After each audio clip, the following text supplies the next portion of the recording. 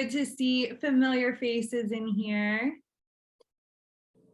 All right, well, we will go ahead and get started. So welcome everyone. If I didn't have a chance to specifically say hi, but thank you for joining us today and investing an hour of your time into living a more inspired life.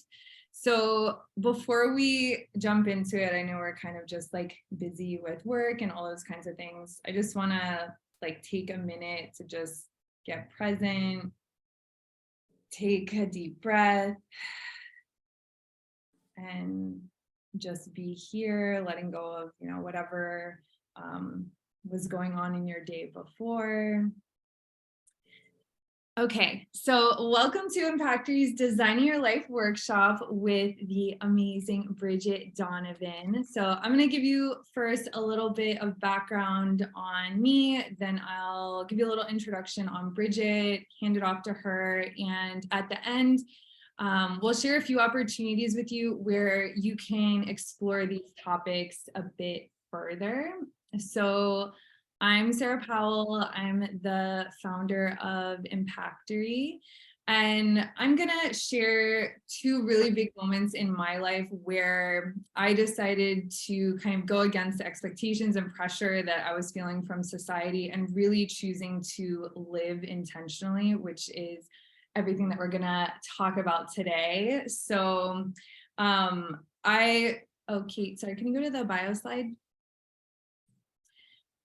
So I originally started my career in consulting, and I was living in DC. I had all of the things that should have really made me happy. I had this great apartment and great income, all of these things, but I just had this feeling inside of me that, I don't know, just it wasn't quite it. And everyone thought I was absolutely crazy, but I ended up quitting my job. I sold all of my stuff. I moved to Madrid, Spain, which is where I am now. And I took out a really big loan to get my MBA. I just felt like I wasn't sure exactly what I wanted to do next, but I knew staying in that wasn't what I wanted to do. So after that, I ended up going back into corporate. I was doing really well. Oops, sorry, Kate, can you just mute whoever's not muted? But yeah, so after that, I got back into a more corporate role again. I was doing really, really well in work. I ended up getting promoted to COO. I was literally living out all the goals I had set for myself, living remotely in Madrid, having this great job, and it's like all of my goals were fulfilled, but I was still not really feeling fully fulfilled. And so again, everyone thought I was crazy, but I quit my job, my COO job, to start this business, Impactury. And I'm really passionate about helping people live a life with more purpose and less stress. And these workshops are one of the ways that I like to give people like you the opportunity to, really start questioning if this, maybe there's something in your life that's kind of calling you to make a change. So grab a notebook and pen. This is going to be full of great insights and activities that will hopefully spark something inside of you and help you find the confidence to start taking small steps towards whatever those goals are. So I'm going to hand it over to Brigitte. And just a little background on Brigitte. So she works in research and development, doing software development. And what she has seen is all this amazing space to be creative and use design thinking principles where you don't have all this pressure to fail or make mistakes. And that's how they're actually able to innovate really well. And at the same time, she was hearing her friends kind of complaining about things that they wanted different in their life. And so she was like, hey, can't we apply these same principles to creating a joyful life that feels inspired, that's coming from a place of purpose? And so she has started her business, Pineapple Studios. where she helps women to do exactly this. So she has workshops, one-on-one coaching. So I'm going to hand it off to her so she can share all of her wisdom with you all, and I'll come back at the end. Thank you so much, Sarah. Hi, everyone. Like Sarah said, I come from tech, come from the corporate space, and oh, there it is. So I'm still working in research and development. I'm a product manager for a company. I'm here in Austin, Texas. So I do product management and product development for a startup here that's pretty established in the market. I also work with startups that are much earlier on in kind of that early stage development, just bringing those ideas to life. And like Sarah said, I also started a studio here that is specifically geared towards creating that space for women to be able to take oftentimes much more personal ideas where it could be the next big app, but it doesn't have to be. It doesn't have to be necessarily technology that is creating the change either in their lives or in the world that they want to make. But they're able to use some of the tools that we're going to cover today to kind of get those insights, discover what they really want to do and how they want to make an impact. So that's something that I've been very passionate about for several years, kind of similar to what Sarah said. Definitely has been my own journey as well, where I left tech for a bit, went into wellness, couldn't help myself. Even in the wellness space, I ended up consulting and helping them be more innovative and strategic, and saw, okay, maybe we all need each other. That idea of living purposely and intentionally, and also being creative and being really problem solvers and looking at the bigger picture can kind of all come together and support those initiatives. So that's kind of that intersection that I live in now. And that will kind of, that's the space we'll kind of be playing in today. So Kate, if you want to go to the next slide. Thanks. So just to kind of get a gauge from you all in terms of life design, who has heard of that concept? Maybe I know Stanford has a really popular course on it, so that they realized how important life design and design thinking can be for students. And that, of course, has grown now and expanded much beyond just being a student, figuring out your life, but for all of us, kind of getting more intentional in what we want next. Feel free to put in the chat. I'll keep an eye out and see if where we kind of are in terms of familiar with design thinking, whether in the corporate space and in personal life, more life design. Yeah, okay, great. So I'm seeing a yes already. Great. And so for anyone who's not as familiar, Sarah is. So for life design, we really are harnessing design thinking methods because we're going from a place of discovery, and design thinking sometimes is called empathy. So you're really empathizing with yourself. You're discovering yourself in order to answer life's key questions. And of course, a huge part of that also is that idea of continuous building, testing, learning through the process, where you don't have to have it all figured out right away. You get to build into it. And it also allows us to use these creative tools, whether our job in our 9-to-5 or in our business is a designer or a quote unquote creative. We're kind of getting rid of those labels and saying we're all creative, like we're all the designers of our lives, and we're kind of stepping into that. And a big part of this, it's interesting that we use the word design thinking, because it's not just about the way we think. Of course, mindset is huge, and like our approach is really big here, just having awareness that we can even use these tools, but it's also the fact that we're building. So we're thinking like a designer, and then we're also building our way forward, which is kind of a fun part of this. Okay, great. And Julia's familiar with IDEO, and oh yeah, I love IDEO and Stanford's Design Your Life. Yep, a lot of influence there for me as well, Julia. Beautiful. Okay. So for the next slide, as we look at, this is really looking over the full methodology. So I know today we have, kind of a limited amount of time to go over everything. So the way we'll do it is I want to at least be able to introduce the full process to you all, because I think there's a lot that comes with realizing that this is a continuous, iterative, and expansive process of life design. So you're going to continue to learn, continue to build. It's combining both experimentation and strategy.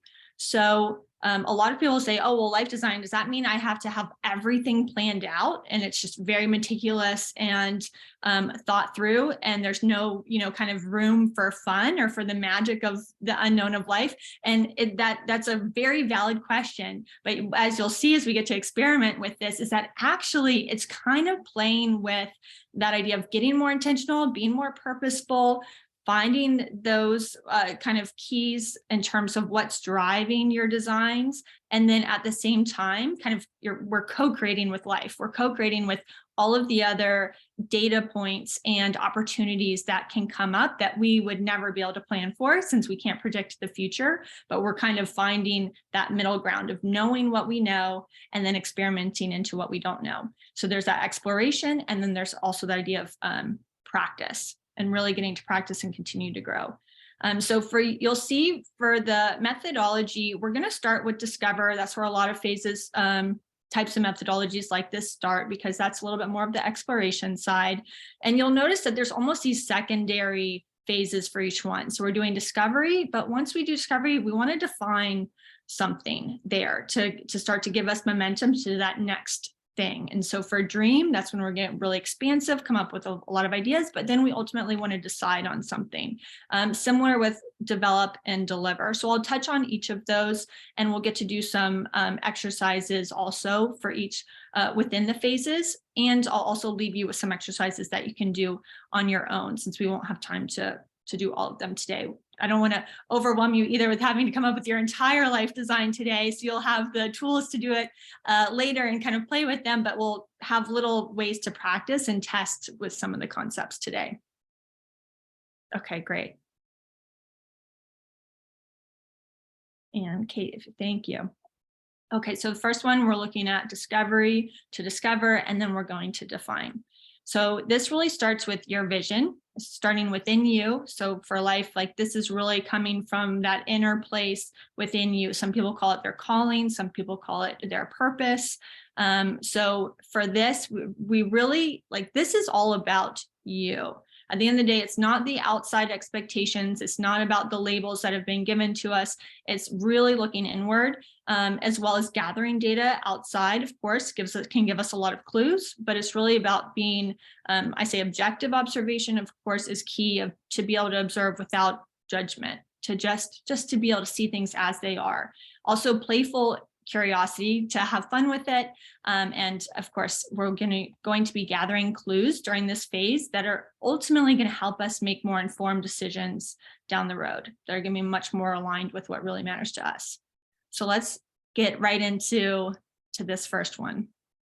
Okay, so for discovery, of course, there's so many prompts here. And anytime when we're talking about kind of our life's purpose or trying to get down to what really matters to us, there's a lot of different questions we can ask ourselves, right? So I've put some of the key ones here just for you all to have if you want to do a screenshot or want to refer back to them later. These are great prompts to start to ask. And one of the things I'll call out here when we talk about kind of playful curiosity is that sometimes these questions can be kind of daunting. So, what lights me up, or what frustrates me? What impact do I want to make in the world? Some of those can be really fun to answer. Some of them, it's the question of just taking the time to ask ourselves that and let our mind kind of come up with, see what comes up from and kind of surfaces from those questions. That can just get the wheels turning, where of course our brain is a solution finder, that if we ask ourselves really good questions, even if we don't get the response right away, we don't have the exact right answer, immediately as we're writing down responses or saying them out loud, our mind we're starting to train our mind to ask these sorts of questions. So it will continue to actually work in the background and is looking for answers as we ask this. So we may get a couple of ideas now, but because we put it out there, now our brain is starting to look for information out in the world and internally to start to surface even more and more insight for us.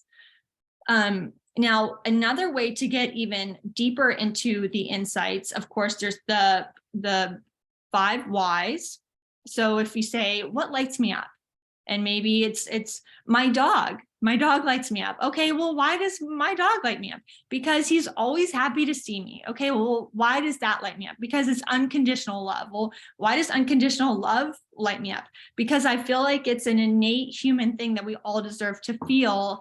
And that's what makes me happy to see in the world, is people being unconditionally loved, not judged, et cetera, right? And so that's where we start to see where it might seem like this almost silly answer at first, that my dog lights me up, but actually some very insightful, we can kind of go on this insightful journey of, oh, wow, like seeing people really being supported and loved unconditionally for who they really are matters to me. And so that might be an insight later on that we can use. So the other fun thing that we can use when we're starting to answer these questions, and this is where we can start to actually practice today. I want to, instead of asking some of these harder questions, I want to start something simple. I think that's oftentimes that's a really good way to just start to practice, and saying, so here we have this question of what do I want to create? That comes up a lot in this life design methodology of just asking ourselves, what do I want to create? It can be in my life, it can be in the world, but today we're going to start really simple and say, what do I want to create today? What do I want to create maybe even in this workshop for myself? What do I want to create now?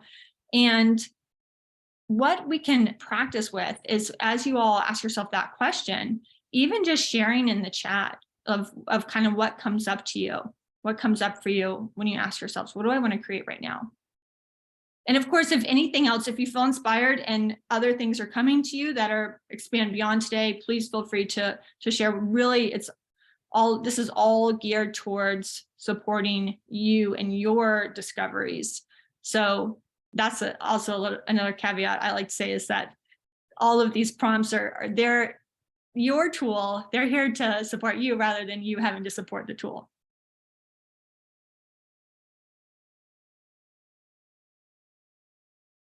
Okay, let's see. I'm just going to give y'all a couple more minutes to answer, or a couple more seconds to answer in the chat anything that comes up. And I'll kind of explain why sharing, well, as we get further down, we'll see why sharing is actually kind of a big part of this, of kind of stating out loud or sharing, like, what are the things that we want to create. So if anyone this is actually a great opportunity to kind of touch on. So Sarah wants to create a space for women to feel inspired to live a more intentional life, beloved community. Oh, I love that from Andrew. Hi, Andrew. So that's beautiful, right? And so sometimes just seeing what other people are sharing can almost spark something for us, and see where maybe that resonates with something that we've been thinking about. I'd like to create a view of new opportunities that could spark more light in my life. Oh, wow, that's amazing. That could touch on so many things. Want to build momentum to build the life I want. Yes, momentum is huge. And we'll actually be touching on momentum some too. I really like that you pointed that out. Now, here's the exercise that I'm going to give you all before we move on to the next thing. So there's this playful practice that we use in improv, actually, and it's called new choice. And that we can actually use in life design. And I'll explain what it is and why can be really helpful. If you noticed as you're asking that, even that simple question, like, what do I want to create? If there was any pressure, did anyone, even if it's just a show of hands, did anyone feel pressure to come up with like the right answer in that moment, or something that was going to help guide you or help it be insightful? Sarah, did you feel a little bit? I feel the pressure to say the right thing the first time, like even though I know, like now I know and I practice, I still feel it. And so that's why I love new choices, because what it does is it shows us that there are so many opportunities out there, and that we can really have fun with asking these questions and just seeing what comes up, and really new insights come almost anytime. And so as we're stepping into this more creative space, and where we get to be playful and really get to design new opportunities and see how much is possible, that's where new choice can come in really powerfully. So for example, if we were doing this in improv and people were on stage and one person said a line, the next person was just everyone's making up their own lines, right? So someone responds to that with something completely made up. And there's some pressure sometimes. I want to be funny. I want it to be on point. But if they're playing this game of new choice, someone from the audience can just yell new choice. And they respond to the previous person's line with a whole nother line. And then they could say new choice, and they respond with another line and then another line. And you see how hilarious people are, and clever and smart and witty. And sometimes it's the fifth choice that ends up being just the best line that you could ever use, right? Like even a writer for a sitcom couldn't come up with that. So I invite you all to, even if you put something in the chat already, and you want to share again, or if you want to just think about it to yourself and even write down of just what's your new choice? What do I want to create? And put it again. And what do I want to create? And put it again, and see where that kind of leads you, if you get to be a little bit more expansive in what you're sharing. And I think that that's a really fun exercise to use, even just in day-to-day, to see that oftentimes the first idea isn't the best idea. It doesn't have to be perfect the next time. We have almost this infinite ability to keep putting out new options and new choices out there in the world, and see how creative we really are. Okay, awesome. So let's see. So we covered for this phase, the only other thing that I'd like to really touch on before we go to the next slide is this idea of that at this phase, we really are collecting data. So for me, that was one of the biggest kind of transformations that I saw in my own life, as I saw myself as a designer and just everyday living. And I saw what was going on around me as more of a collection of data rather than things happening to me. So for example, if something was happening at work that I was frustrated by, or something was happening in the news or out in the world that brought me down, or that I felt like, how could I ever make a difference there? Rather than seeing it as something that was blocking me to get to where I wanted to go, or to get to helping, kind of create a world that I imagined that was possible, I saw it as data of giving me more clues as to what my purpose is, as to where I can ultimately start to create things that are going to build a world and build a life and a world that clearly is kind of where my heart or soul is kind of leading to, right? And that's why it hurts to see, or is frustrating to see, these negative things. So we can collect data for both positives and negatives. So if we see someone who's doing something that really inspires us, oftentimes that's good data. That's something of us, how we want to show up in the world, what we want to be contributing to. Maybe someone we'd even want to be partnering with.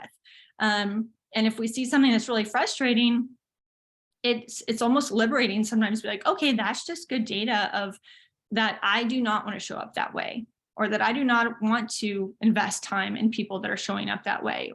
And then we can start to ask ourselves, this will go into some of the next phases that we'll be going into, where we would use that data to say, okay, if I don't want this, then what is that leading me to? What do I want? Where can I be what I really want? So that's huge. So great. So again, feel free to write down answers as they come to you. Oftentimes they'll come during the sessions, but they'll just keep coming later as well. That's very much to be expected. And it can really help. Doing this now and kind of incorporating it into our day-to-day can help us get it unstuck and creative, where we are less likely to hit that point where we don't know what to do next, or we feel stuck, or we feel unaligned. Doing this helps us to really see, okay, this is kind of this continuous thing that we can keep gathering data, keep getting more and more understandings of really who we are and why we're here. And so we'll see as we get to the next phase. Kate, if you just want to jump to the next slide. Thank you. So the next one, so we talked about discovery, was all about, it's helping us to define, right? So what we'll be defining in this is this concept of kind of a North Star. So for this one, feel free to dream big. This is going to help us, again, unleash our creativity by getting really clear on our values and mission and vision, because this is really what's going to be driving us and towards the future that we really want. So if you want to jump, Kate, to the next slide, this is where we really start to build our compass. Now, this is a quote that I like that really compares how explorers are going to depend on a North Star, even if they're not completely sure where they are, is this guide that they have. And we have a similar relationship between ourselves and our life, that concept of kind of the ultimate realization, the ultimate vision that we have. So there's 3 different things that we can start to define based on, as we go through discovery and we're getting those clues. Those are all helping us to get to a place where we're really defining, what are my core values? You know, who am I really? What really matters to me? And then for our mission of really, what is our why? What is the thing driving us? What do we feel is this larger purpose in terms of why we're here? And that can be really across who we truly are, like who do we want to be? How do we want to show up in the world? It can also be, what do we want to do? How do I want to be spending my time? Or what do we want to create? And that can be, you know, in our careers, that can be through a business, that can be through side projects, or just day-to-day even experiences and interactions. And then our larger vision is really when you close your eyes and you're thinking about the future and you're thinking about what's possible, of what do you see? What do you envision for yourself? And I always invite people to imagine the blue sky scenario. So blue sky we use is a phrase that I learned thinking about a product before we looked at our constraints. And we just said, okay, blue sky, what's the perfect outcome that we could see here? Before we think about what technical constraints there are or financial constraints or this or that, let's just say if we can build exactly what we wanted, what would it look like? And that really helps us to see without filters what we truly, truly want. And it actually helps us have more context as we start solutionizing to be able to come up with creative ways to ultimately get there. And one of my favorite things about watching people define their vision is, even if they start small and kind of starting to get moved as they define more and more of that blue sky, is seeing the difference between the first starting out it off and describing it and saying, oh, I would want to do that, but I can't do this, or I would do this if I had more time, but I don't, so I'm not even going to define it. It's like, no, no, no.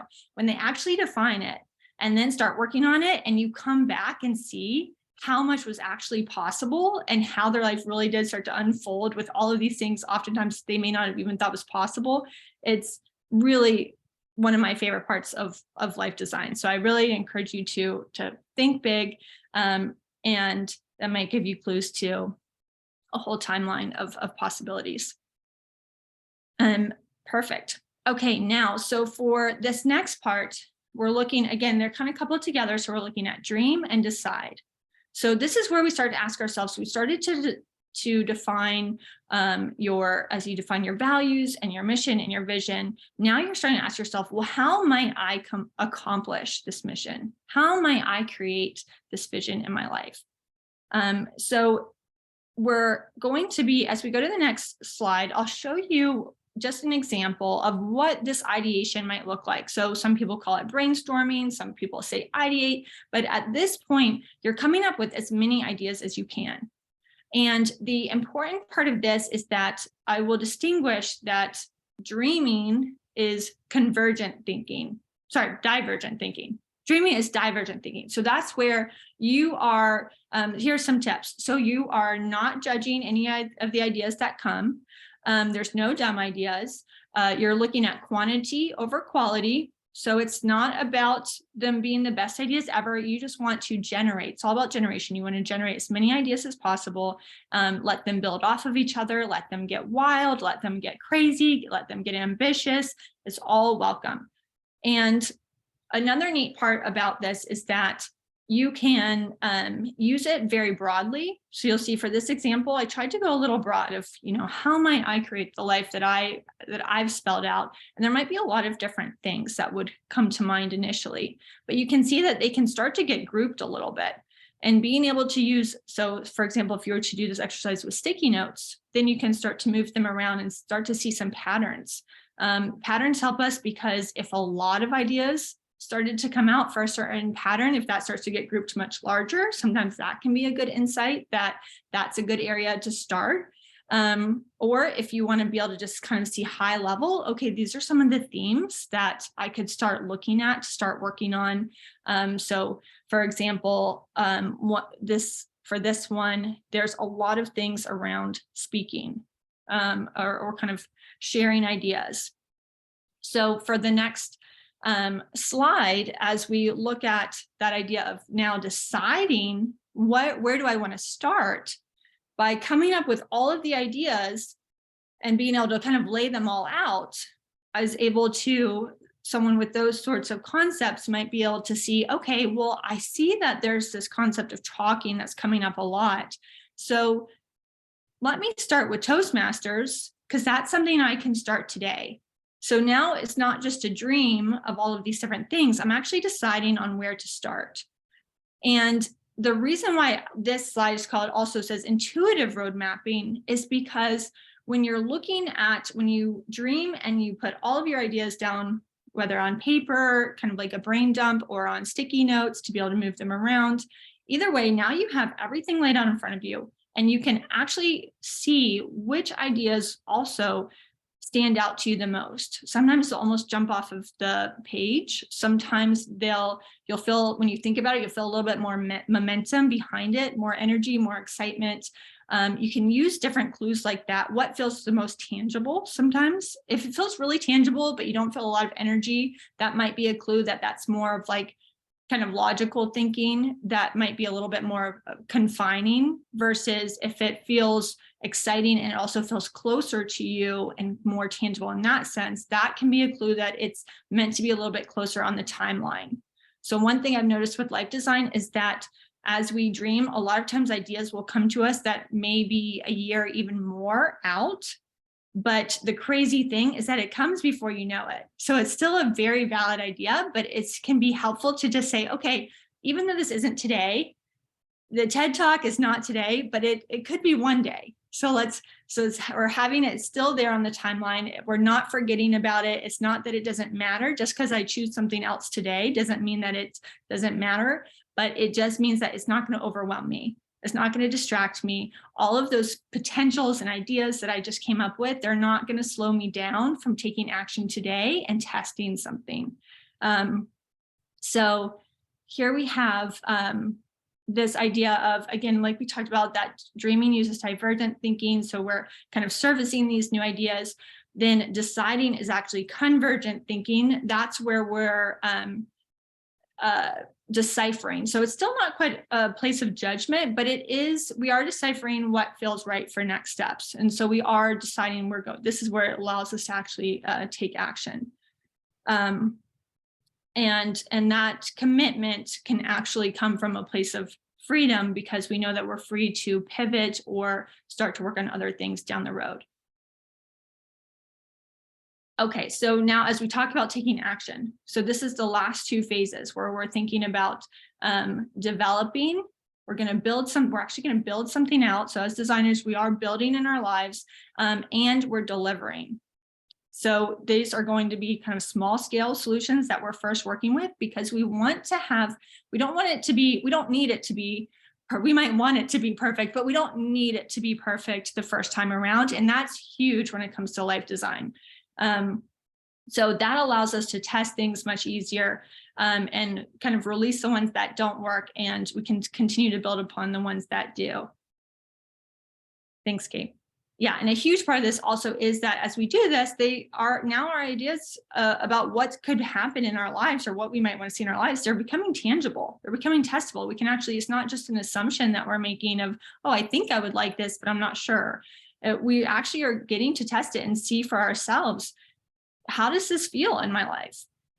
So there's two different concepts here. There's that we can play with. There's the idea of a prototype, and there's an idea of a minimum viable product. Both of those you would hear in design or software development, and they can both support you at this phase. Now, the prototype is really helpful to use if it's something very small scale. You're very much in the kind of experimentation phase, you're testing, and that could be something as small as a coffee date. That could be something as small as reaching out to someone to say, hey, I'm interested in this field, or I'm interested in going back to school for this program. Can I come and shadow you for a day? Can I, take you to coffee and get your thoughts on this? And where you're not just wondering what it would be like, but you're actually getting real world data through an action that you're taking, through connections you're making. And it could be something you're also even building out, right? So it can really scale. Now it does, here you'll see the description, it says building a prototype if your confidence level is lower. And I don't mean confidence in yourself or your abilities. It's confidence around the idea. So a lot of times confidence is used to measure how much confidence do we have in kind of the risk around this, and how much do we really understand this concept or idea that we want to build out. And if sometimes the confidence level is lower, if there just hasn't been as much research or exposure to it in the past, we just know, okay, we just don't have as much information. So a prototype might be a really good thing to do at this point. Now, the more exposure we have, the more data we have, the more kind of inclination to work on something as a viable solution. That's where we can start to look at our minimum viable product, or this idea of an MVP, because this is something, again, it does not have to be perfect the first time, but we're actually building it out to start creating and start learning how to do something. And we're looking at what are the core what's the core functionality of this? What are the core things that really matter? And by identifying that, that's how we kind of see, okay, well, what's this first version that I want to create and put out in the world? So for example, if someone wanted to be a writer, creating a blog could be a really great MVP because it's low overhead. It's something that can be published almost immediately. It's a great way to actually start writing. So you're strengthening your skills, you're putting it out there. We'll talk about the putting out there and kind of publishing in a moment. But it's something that's actually, there's the traction to it. There's that momentum.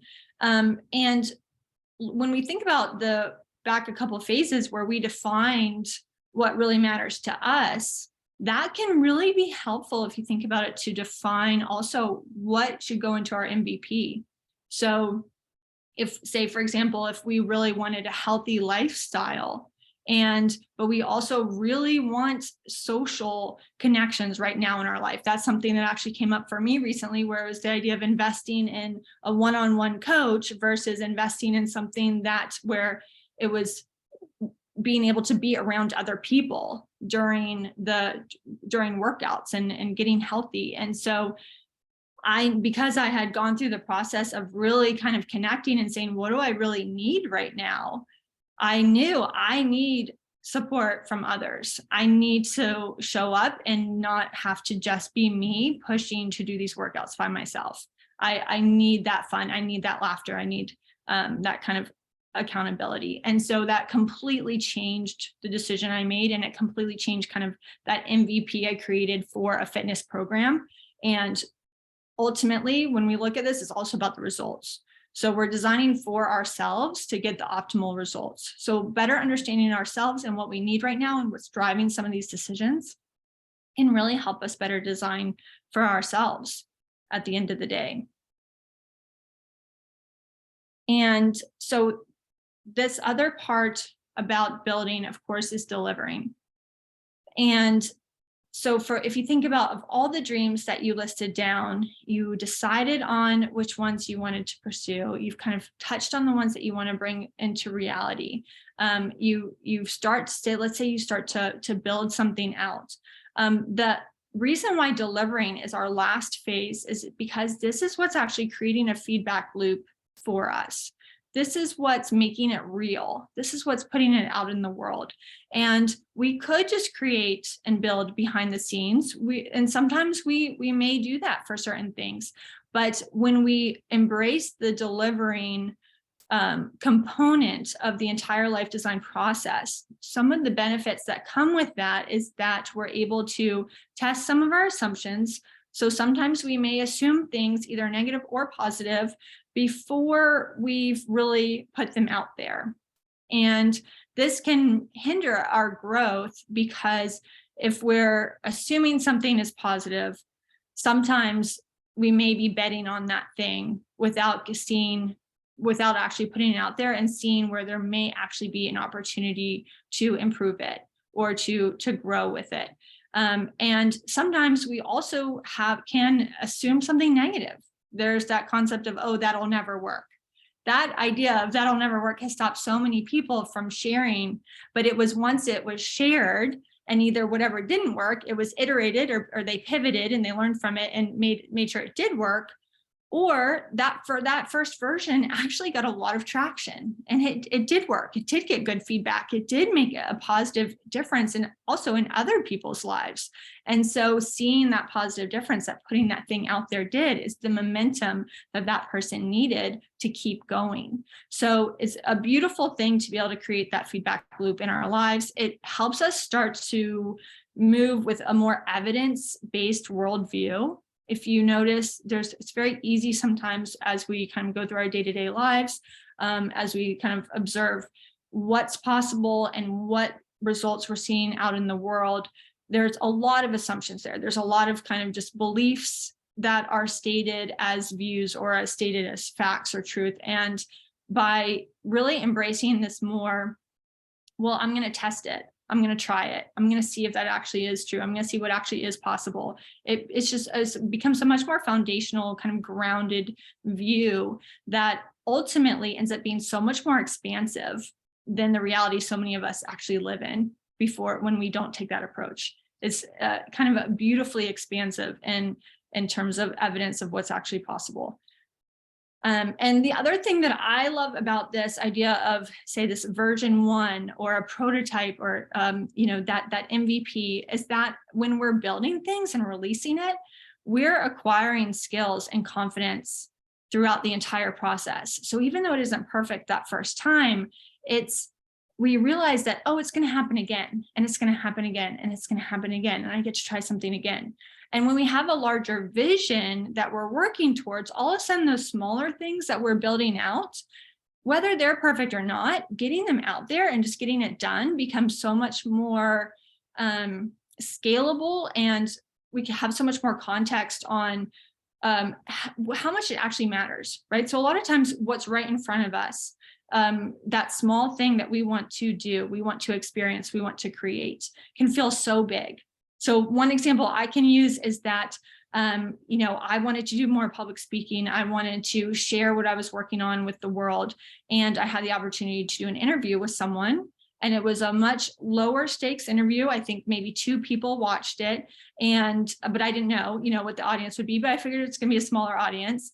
I could tell, but when the day came to actually do it, I almost postponed it. I almost reached out to her to say, hey, I don't think I need more time to prepare. That's what it was. I didn't feel prepared. I felt like I needed more time.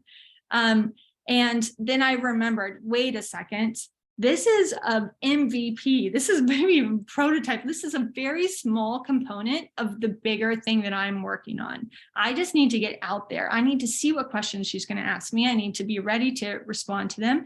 And just that's part of that delivery was part of the process. It was part of the skills and confidence I needed to acquire in the first place, not just being prepared with like the perfect answers for this one scenario.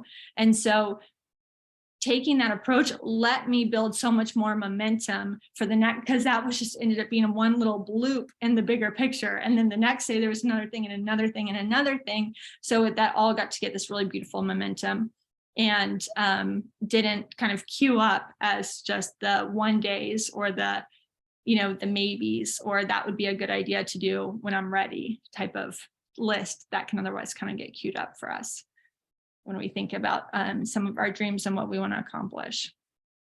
So for the next slide, this is just a really quick recap, looking back at the full methodology. And you'll notice that, so we just talked about delivery to deliver, but again, that brings us right back to discovery. And that's what I love so much about this process. Again, it's just giving us where we're learning and building as we grow, and what we're able to accomplish each time we try this new thing, and how much we really understand our why and what's driving us just keeps getting stronger and stronger and stronger and bigger as we just build more momentum as an individual, truly living the life and creating the life that we want to be living and making the impact we really want to be making. And so that focus becomes more and more clear. The impact again grows. And what I have found is that there's a lot of seriousness to this. There can be, but once we start to kind of get into it and see like, oh yeah, like I know what I'm doing. I'm creating cool things. I know who I am.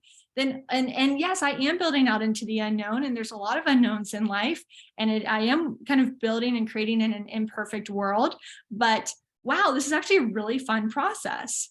And so all of a sudden, all of the opportunities that unfold from this is we get to be more creative and we get to have a lot of fun. And there's so much freedom that kind of unfolds from knowing that we are the designers and that we are here to just continue to learn and build an impact.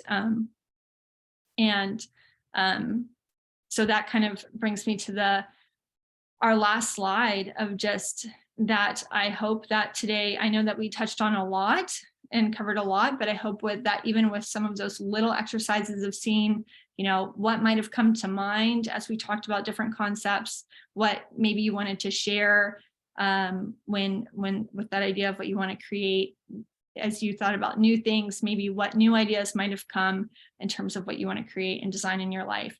I hope that today's talk kind of supports that and supports your vision. And I just want to thank you all for joining today as well, because you being here is helping me support my mission and my vision. And that's one thing I love about all of this, is that at the end of the day, we all end up being designers, kind of supporting each other. But I do appreciate you all being here, and I hope that you have a lot of fun getting out there and designing and creating in your own lives. And so I'll pass it over to you, Sarah. I just want to say, as of course, we're kind of combining talks today of looking at life design, and also thank you, Sarah, for inviting me as well to talk about this. I know we're both really passionate about bringing more purpose into people's lives and to getting to have those opportunities to create experiences. And so when I saw what Sarah was working on at Impactury, I saw there was so much alignment. And what I see is almost this beautiful, Sarah's, at Impactury has built something out that to me almost feels like that MVP or a prototype, where once you define, this is what I want in my life. One thing I think is really beautiful about life design and being around other people that are creating and designing is that oftentimes when we identify what we really want, sometimes we don't have to build it. I think it's beautiful when we do have the opportunity to build it out ourselves. But the other thing is that now that we've kind of identified what really matters to us, we also can start to see all of the different places where others are creating those sorts of experiences, or where those sorts of experiences already exist today that can kind of come into our lives, or that we can join forces with. And it ends up being a much more kind of communal opportunity to where all of the onus isn't just on us to create all of these things in our lives, but actually the word manifesting is coming to me. I know it's a big word these days, but it really is true. It's like we are seeing those opportunities for what we want to also come into our lives, and for us to incorporate that as well. So thank you, Sarah, for getting to for what you all are building. Oh, thank you, Brigitte. I loved your story of your talk and just having the courage to, share your gifts like imperfectly. And, by you doing that, that's how we actually got connected. I was seeing Brigitte's post, and she was seeing my content on LinkedIn. So that's how we ended up meeting. So for the rest of you, I hope that you see that, you don't have to have your whole life figured out.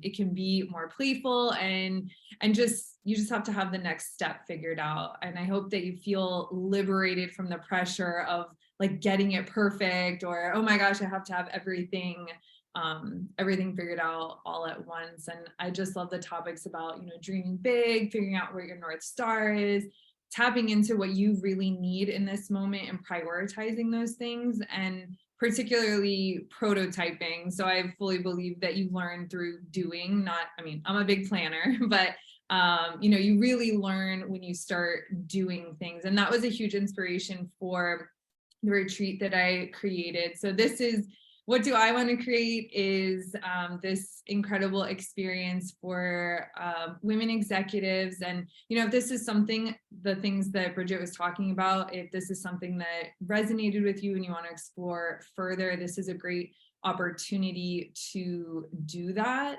I really created this because as a recovering perfectionist and very much a high achiever, I know how easy it is to kind of lose your sense of self through work, get burned out, and also just have the time to kind of think through these things. It's like when Brigitte asked before, like, what do you want to create? It's like, I'm not sure, or what are my values? What is my mission? I mean, these are huge questions, and it's hard to, even if you sit down for an hour and journal about it, these are huge questions. And I know, even if you're like, I do want to make a change, that can be really frustrating. It can be scary, like Brigitte was saying, like, oh, I'm not ready to do this. It can also be really isolating to kind of navigate that alone. So through the retreat, that was my path, and I don't want other people to have to go through that. So through the retreat, we've really changed this into a more healing and expansive process. So it's starting with a safe space to rest and relax, and you're in a new environment. You're away from the distractions and busyness of your day-to-day, and you can just slow down and experience the rich culture and beauty of Nepal. So our retreats take place in Nepal. It's a small group of other inspiring women who will support you, show you so much compassion, where you can feel free to be vulnerable, because answering these questions and really tapping into what do I need, it's a very vulnerable space to be. But we also are going to challenge you. So we'll have professional coaches. If you guys were on our last workshop, Sky Jarrett, she is going to be facilitating all of the personal transformation. You can also see we're doing another event with her next week. But so she's one of our coaches, and she'll help bring to light, help bring to light any blocks or challenges that are kind of holding you back, help you to make peace with that, and really find clarity as you navigate what's next. And I also want to make sure that you're set up for success. So, after the retreat, I don't want it to just be like the best trip of your life, which I'm sure it will be. But I also want to make sure that you have executive coaching after to integrate these changes back into your daily life. So we have executive coaching partners, and Brigitte is one of them. And then finally, you'll have the opportunity to give back. I know a lot of you in the chat were saying, you having this purpose, this community, really connecting with other people. So you'll have the opportunity to do a skills-based volunteering project with a local social enterprise. This is the most fulfilling work that I've ever done. And at the very end, we're celebrating all of your growth with a helicopter tour of Mount Everest Base Camp. So you'll literally and figuratively be on top of the world. So if this is something that is kind of calling you, it's truly the experience of a lifetime. I hope you do not let it pass you by.